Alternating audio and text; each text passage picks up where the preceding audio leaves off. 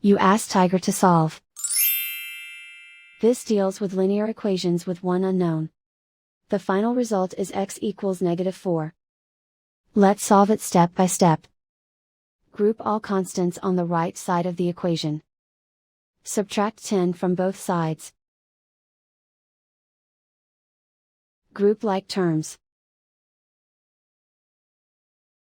Simplify the arithmetic.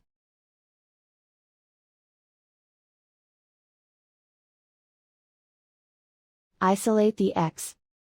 Divide both sides by -6. Cancel out the negatives.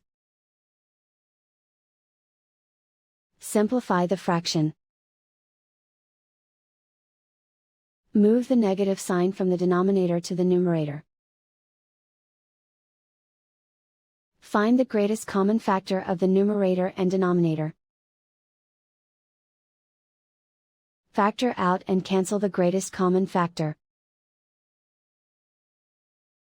And so the final result is x equals -4.